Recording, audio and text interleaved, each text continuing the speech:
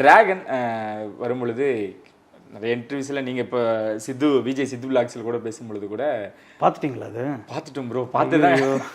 Like அதுலேயுமே வந்து இந்த டான் அப்படின்ற விஷயம் அது எனக்கு தெரிஞ்சு ப்ரெஸ் மீட்லேருந்து அது உங்களுக்கு சுற்றிக்கிட்டே இல்லை ப்ரோ. அது சுற்றிட்டுலாம் இல்லை ப்ரோ. அது சும்மா ஜாலியாக ஒன்ஸ் அது ஏன் அப்படின்னு யோசிச்சு பார்த்தீங்கன்னா காலேஜ் பேக்ட்ராப் அந்த படம் பெரிய ஹிட்டு. நண்பன், இப்போ நண்பன் ரிலீஸ் இருந்தால் நண்பன் சொல்லியிருப்பாங்க. எந்த படம் லேட்டஸ்ட்டாக அதில் ரிலீஸ் ஆகி ஹிட் ஆச்சோ சொல்லுவாங்க. கொஞ்சம் அது வந்து ஒரு 1000 பேர் இருப்பாங்க. அந்த 1,70,00,000 பேரில் ஒரு 1000 பேர் தான் அப்படி சொல்லுவாங்க. ஆனால் அந்த 1000 பேர் சொல்கிறது தான் மீடியாவுக்கும் சரி இவங்களுக்கும் இதுவாக இருக்குது. நீங்கள் ஒரு காமன் ஆடியன்ஸ்க்கு போய் கேட்டு பாருங்கள், ட்ரெய்லர் வெறியாக இருக்குன்னு சொல்லுவோம், இல்லை ட்ரெய்லர் எனக்கு பிடிச்சிருக்கு பிடிக்கலன்னு சொல்லுவோம்.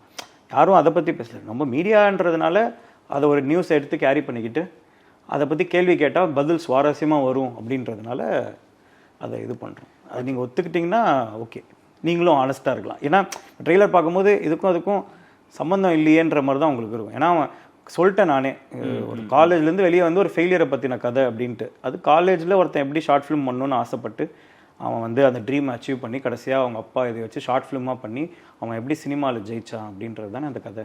இது கிடையாது.